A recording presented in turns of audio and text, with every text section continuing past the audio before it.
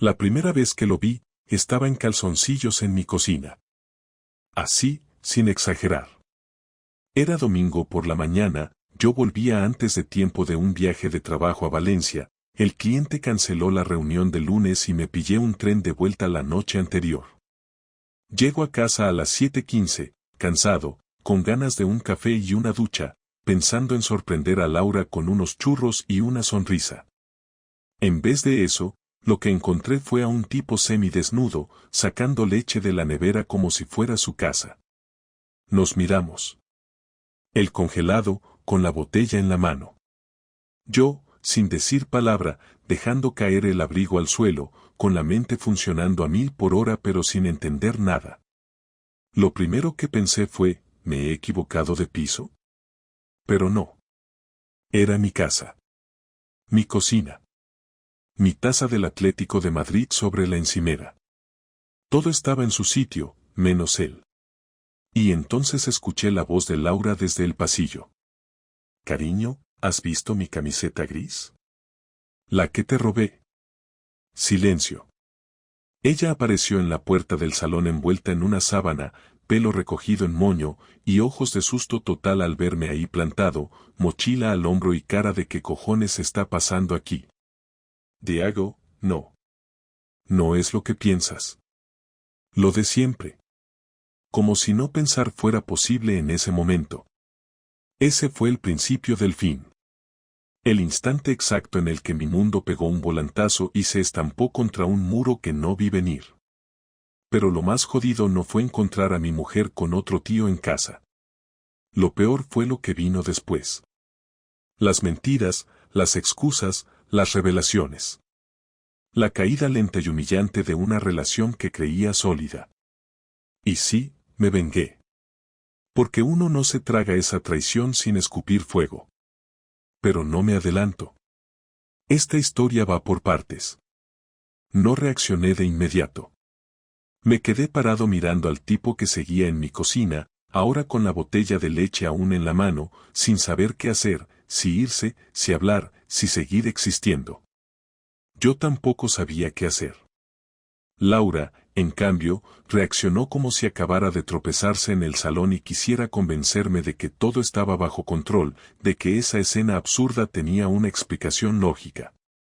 Y por absurda me refiero a que el tipo, al que no había visto en mi vida, ni siquiera intentó cubrirse del todo o salir corriendo.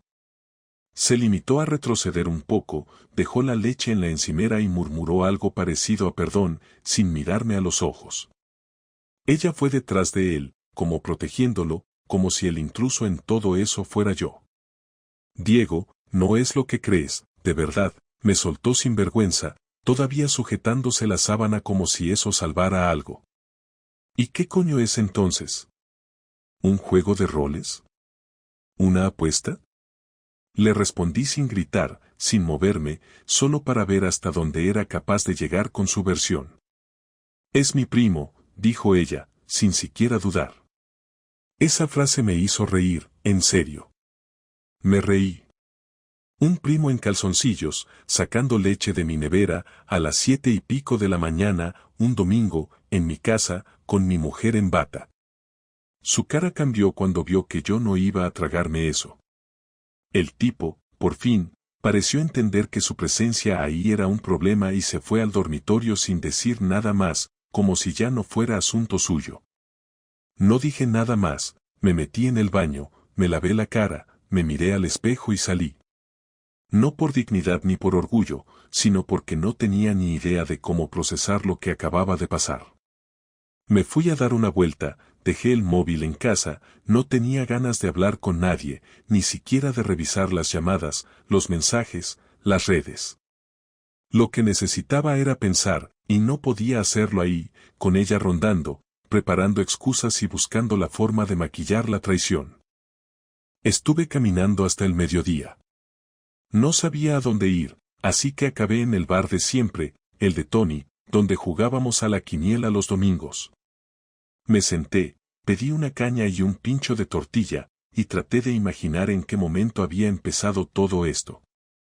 Porque uno no se mete en la cama de otro de la noche a la mañana.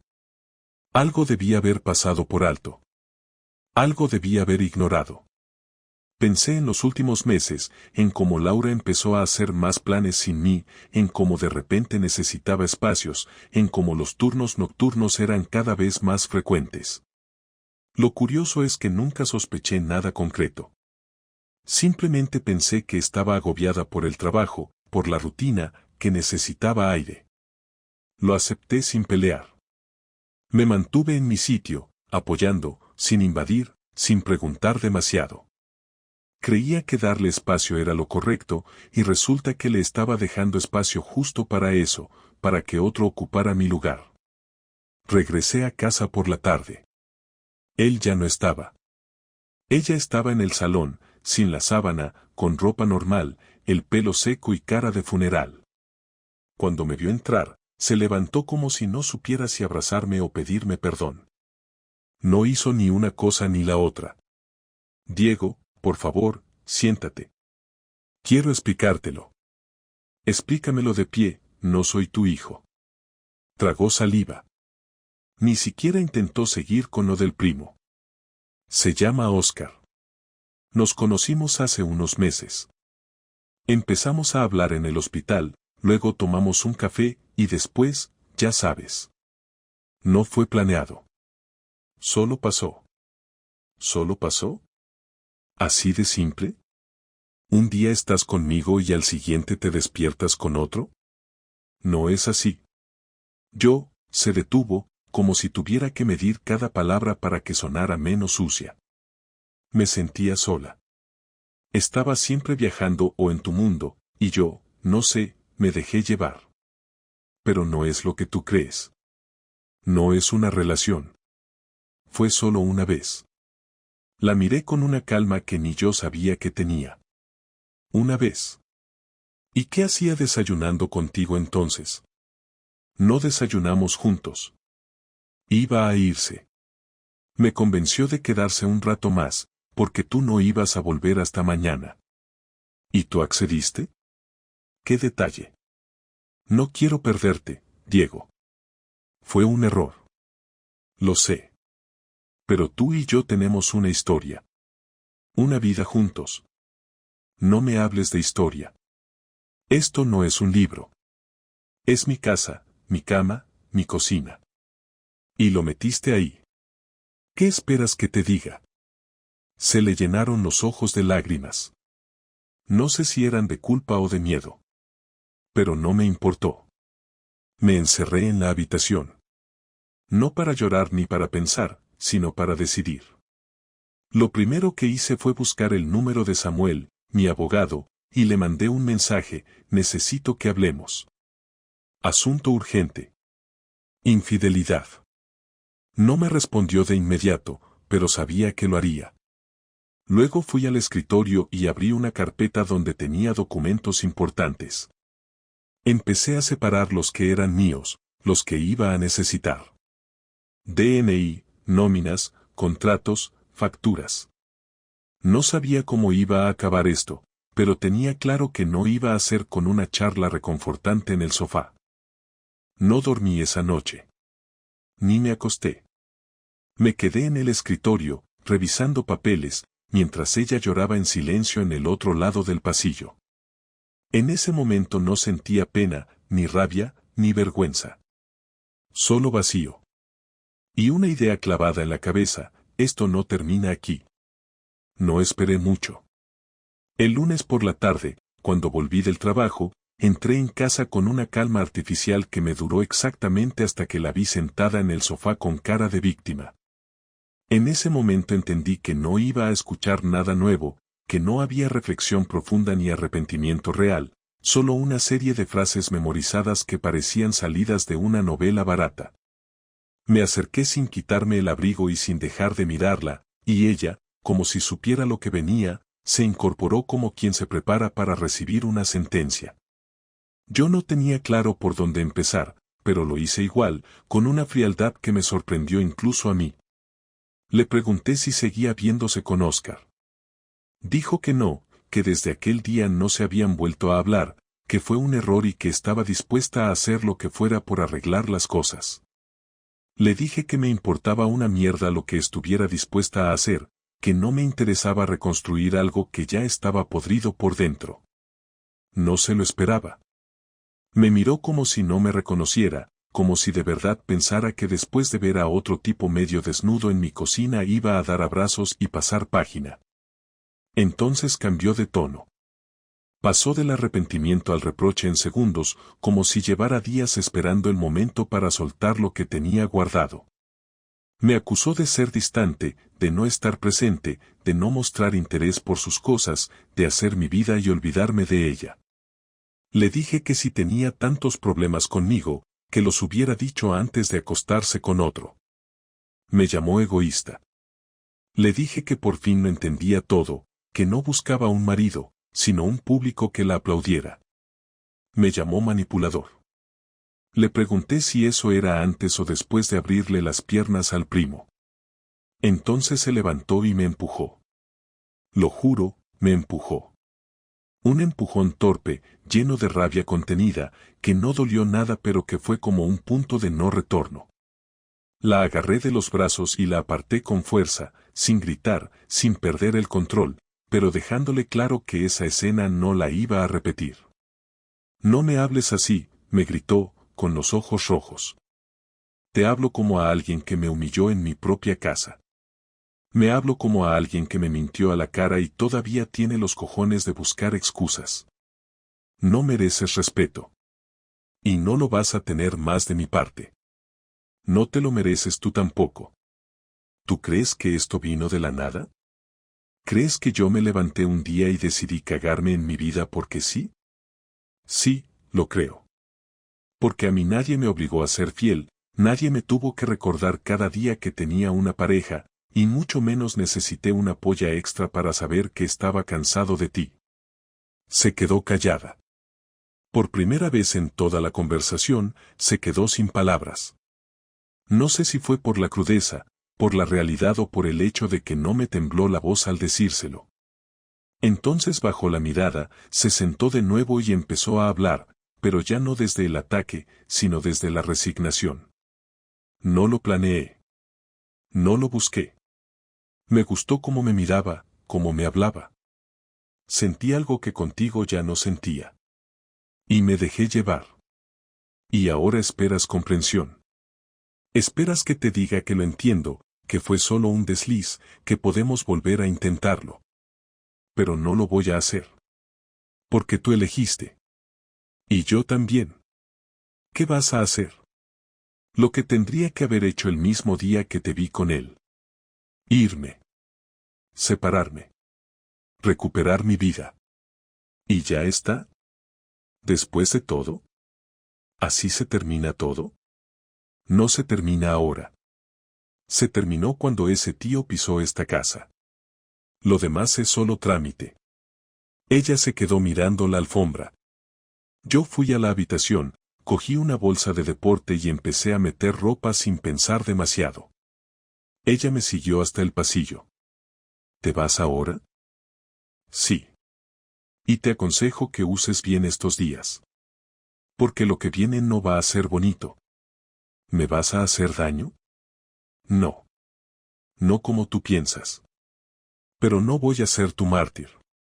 No voy a quedarme llorando en una esquina. Si tú pudiste traicionarme en silencio, yo puedo vengarme con hechos. No vas a destruirme, Diego. No te lo voy a permitir. Tarde. Y me fui. Cerré la puerta despacio, sin portazos, sin teatralidad. Caminé hacia el coche como quien ya no arrastra peso. Esa noche no dormí mucho. Pero no fue por tristeza. Fue porque ya estaba pensando en lo que vendría. Porque cuando alguien cruza ciertos límites, no basta con alejarse. Hay que devolver el golpe. Con precisión. Con calma. Con intención. Pasaron 3 días antes de que ella volviera a escribirme. Un mensaje simple, sin emoción, ¿podemos hablar? No respondí. No era momento de hablar. Era momento de actuar. Me quedé esos días en casa de Marcos, un compañero del trabajo que ni siquiera me preguntó por qué necesitaba un sitio donde dormir. Me dio una llave y me dijo que me apañara con lo que hubiera en la nevera. No le expliqué nada porque no hacía falta. Bastaba con verme la cara. Me levantaba temprano, iba a trabajar como si todo estuviera bien, pero por dentro solo tenía una idea en la cabeza: devolverle el daño. No con violencia. No con gritos. Con hechos que le hicieran entender que lo que rompió no se arregla y que su decisión no iba a salirle gratis. Fui al banco y cambié todas las contraseñas. La cuenta conjunta la vacié y transferí la mitad exacta a una nueva a mi nombre. Ni un euro más ni un euro menos.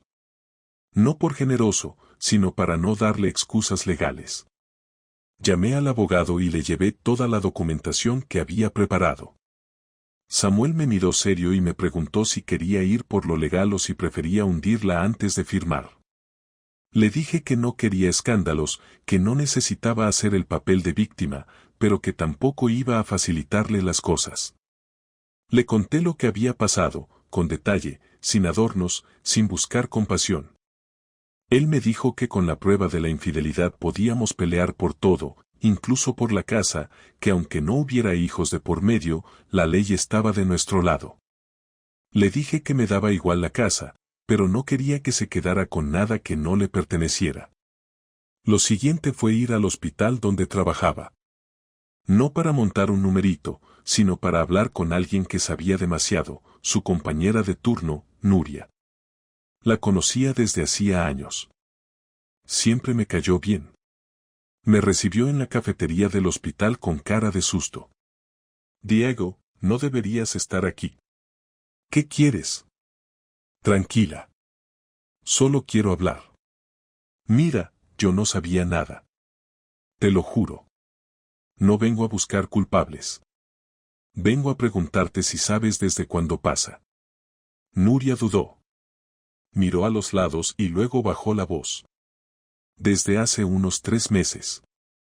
A veces él venía a recogerla después del turno. Yo no dije nada porque no era asunto mío. Ya. Bueno, gracias. Era todo lo que quería saber. ¿Qué vas a hacer? Lo que corresponde. Y no voy a armar un escándalo aquí, puedes estar tranquila. Salí de allí con una idea más clara del alcance de todo. No había sido un error de una noche. Había sido algo mantenido, sostenido en el tiempo, con visitas, con citas, con cuidados.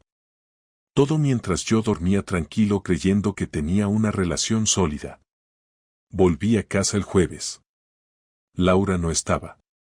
Entré con mi copia de las llaves y recogí el resto de mis cosas. No porque pensara no volver, sino porque ese día marcaba el inicio de algo distinto. Le dejé una nota en la mesa: te espero el sábado a las 18. Solo tú y yo. Quiero hablarte de lo que viene. No llegues tarde. El sábado llegó puntual. Tocó el timbre como si no tuviera llave. Le abrí sin decir nada y la hice pasar. No se sentó, no preguntó nada, solo se quedó esperando a que hablara. Vamos a hacerlo fácil. No vamos a pelear. No vamos a gritar. Pero tampoco vamos a fingir que esto se puede arreglar. Lo tuyo con Oscar no fue un accidente. Fue una decisión. Y yo tomé la mía. Vamos a divorciarnos. Ya está todo en marcha. Firmarás. Te quedarás con lo tuyo. Y desaparecerás de mi vida. ¿Así, sin más? No. Hay más. En esta carpeta tienes la copia de las pruebas. Las fotos, los mensajes, los registros de llamadas. No me hagas usarlos. Pero si me jodes, lo haré. ¿Me estás amenazando? No. Te estoy dando opciones. Puedes firmar y quedarte con tu parte. O puedes hacerte la lista, pelear, alargar esto, y te prometo que no vas a tener ni un colchón donde dormir. No creía que fueras capaz de esto. Yo tampoco. Pero me diste motivos. Ella no lloró. No gritó. No intentó tocarme. Solo recogió la carpeta, la abrió, miró los papeles y luego me miró a mí con una mezcla rara de desprecio y resignación. Como si yo fuera el que había traicionado. Como si el problema fuera mi reacción y no su traición. ¿Y tú qué? ¿No tienes ninguna culpa? Puede ser. Pero no me acosté con nadie. No lo hice en la casa que compartimos. No lo hice con alguien del trabajo. No lo hice mintiendo cada día. Me estás echando como a un perro. No. Los perros son fieles. Se fue sin decir nada más. Cerró la puerta como si no quisiera hacer ruido, como si aún creyera que merecía un poco de respeto. Ese mismo día envié los papeles al abogado y preparé la cita para firmar ante notario. El juego había terminado para ella, pero para mí apenas empezaba. Había algo que aún no le había contado. Y lo haría cuando llegara el momento, cuando ya no pudiera retroceder. Pasó una semana desde que se llevó los papeles. No me llamó, no respondió a los mensajes del abogado, no envió nada firmado. Imaginé que necesitaba tiempo para tragarse el golpe, pero también sabía que Laura no era de las que aceptaban perder sin intentar arrastrarte en su caída. El martes me llegó un correo suyo, escueto, con un asunto que simplemente decía podemos hablar. Respondí con un sí, pero cara a cara. Mañana, 20, en casa. No le di margen para negociaciones. Ya no estábamos en esa etapa. El miércoles llegó puntual. Vestida como si quisiera parecer formal pero relajada, sin maquillaje, con ese gesto contenido que tenía cuando intentaba mostrarse fuerte aunque por dentro se estuviera cayendo. Se sentó al otro lado de la mesa del salón, como si fuéramos dos desconocidos negociando un contrato. No quise empezar yo, preferí ver por dónde iba. Ella habló primero. He leído todo. Lo de las llamadas, las fotos, incluso los mensajes que no recordaba haber escrito. Sé que lo hiciste bien, que no vas a dejar nada sin cubrir. Me queda claro que esto no es algo que vayas a dejar pasar. Nunca pensé en dejarlo pasar. Solo necesitaba entender hasta dónde habías llegado, y una vez lo supe, no tenía sentido seguir viviendo como un idiota en mi propia casa. No lo planeé.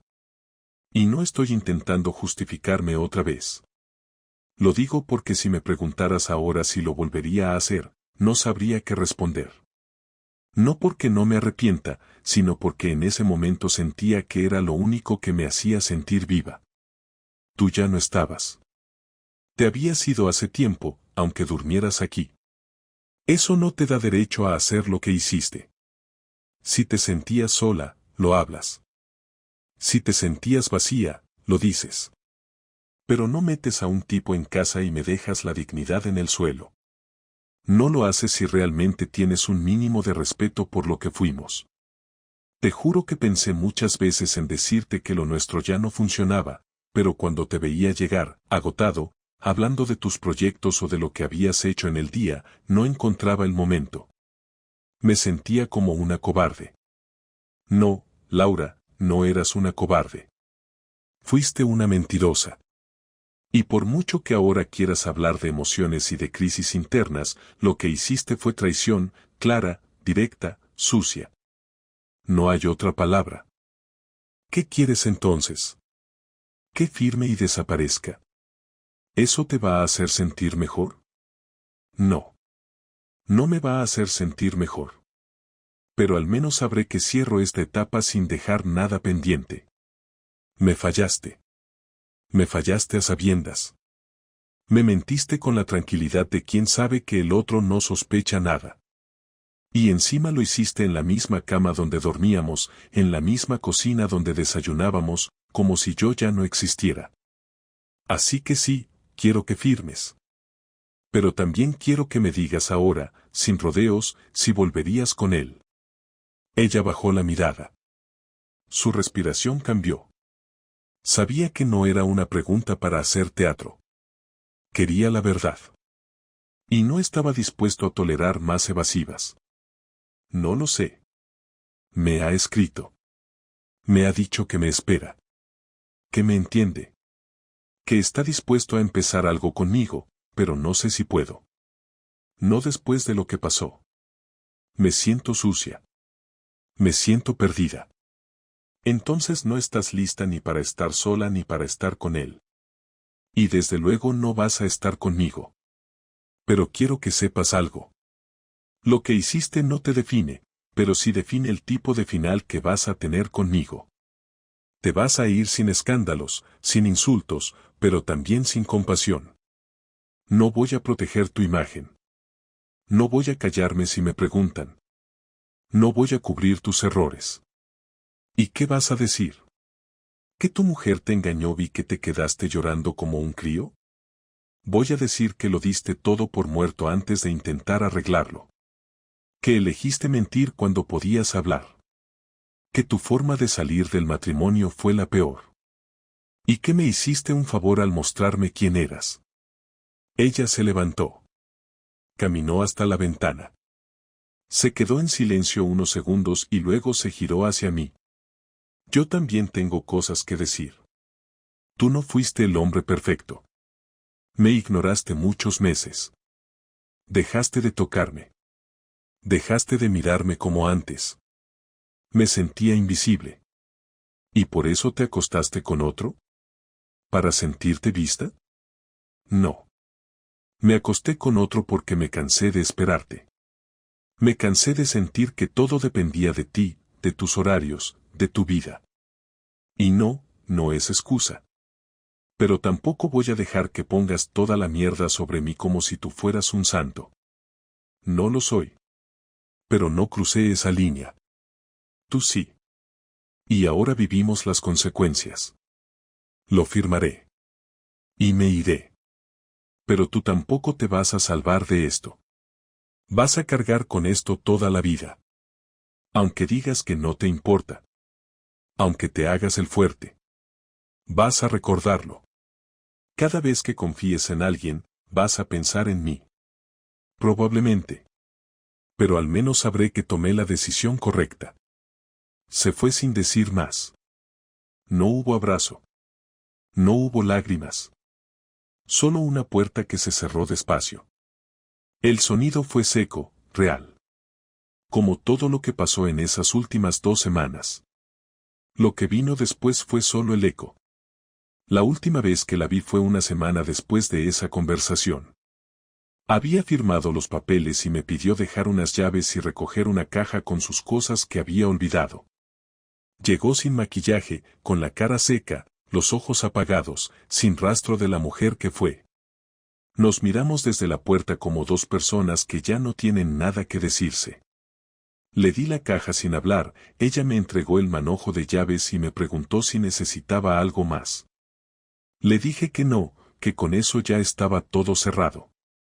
No hubo insultos, ni miradas largas, ni gestos de nostalgia. Solo 2 desconocidos cumpliendo un trámite. Se fue caminando despacio, sin mirar atrás, y cerré la puerta sin esperar a que desapareciera del todo. No sentí alivio. Tampoco tristeza. Solo una especie de pausa interna. Como si el cuerpo necesitara más tiempo para entender que todo eso, lo bueno y lo malo, ya no tenía espacio en mi vida. Pasaron los días y volví a mi rutina, pero no era la misma. Comía solo, dormía solo, me despertaba sin el ruido de su secador ni el sonido del café en la cafetera. Mis amigos me escribían para salir, para distraerme, para hablar del tema como si repasar los detalles sirviera de algo. Algunos me decían que hiciera borrón y cuenta nueva, que saliera con alguien, que no me quedara enganchado a una historia que ya estaba muerta. Pero yo no quería hacer como si nada hubiera pasado. No porque siguiera enamorado de Laura, sino porque necesitaba vivir el proceso hasta el final, sin atajos. No estaba buscando nuevas emociones ni pensando en reinventarme. Solo necesitaba espacio, tiempo y silencio. Una noche, salí a caminar sin rumbo. Terminé en un bar pequeño que solía evitar por lo ruidoso. Me senté en la barra, pedí una caña y escuché sin participar las conversaciones ajenas. A mi lado, una pareja discutía en voz baja. No les presté atención hasta que ella dijo algo que me dejó quieto: si tienes que hacer algo a escondidas, ya está mal desde el principio. Me giré ligeramente y vi que ella tenía la misma edad que Laura, el mismo corte de pelo, pero los ojos no tenían nada que ver.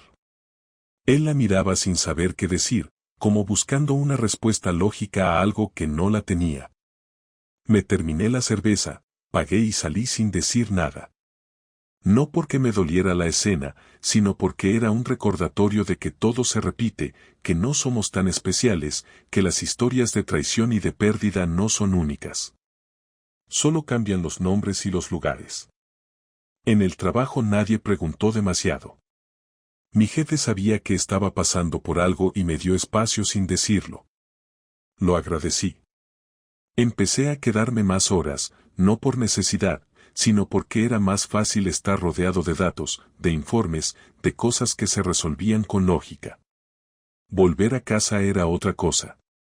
Cada rincón tenía un eco, una sombra de algo que ya no existía. Así que empecé a cambiarlo todo. Vendí el sofá, pinté las paredes, tiré las tazas que habíamos comprado en aquel viaje a Bilbao que ella tanto recordaba. No por rencor, sino por limpieza. Cada objeto que desaparecía era un peso menos. No quería vivir en un museo de recuerdos. Un día me llamó su madre. No para defenderla, ni para pedirme explicaciones. Solo quería saber si estaba bien.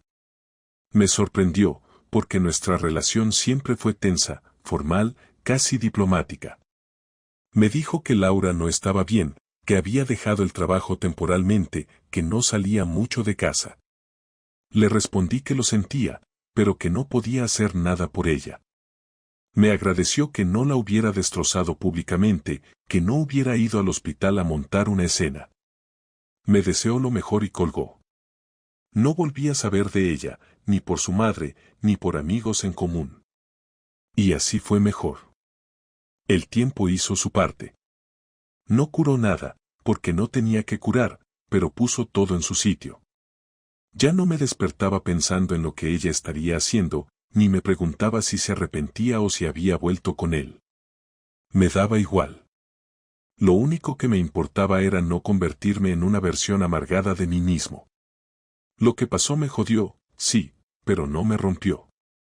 Me quitó algo, pero también me limpió de una ilusión que ya no servía.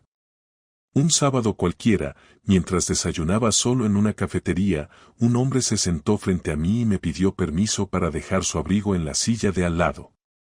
Le dije que no había problema. Cuando se fue al baño, una mujer se acercó a la mesa equivocada y me dijo: «Perdona, pensaba que eras otro». Sonreí, le dije que no pasaba nada, y se quedó allí un segundo más de lo normal antes de seguir su camino. No hubo conexión, ni interés, ni magia. Solo un momento normal entre dos desconocidos. Pero por primera vez en mucho tiempo, me sentí cómodo en ese tipo de silencio. Esta historia no tiene un final de película. No hay redención, ni reconciliación, ni discursos emotivos. Solo una verdad simple: todo se rompe, incluso lo que creías más firme. Pero también se reconstruye. Paso a paso, día tras día. Y cuando menos te das cuenta, ya no duele como antes. Ya no pesa como al principio. Solo queda lo que aprendiste. Y eso, aunque no lo elijas, te cambia para siempre.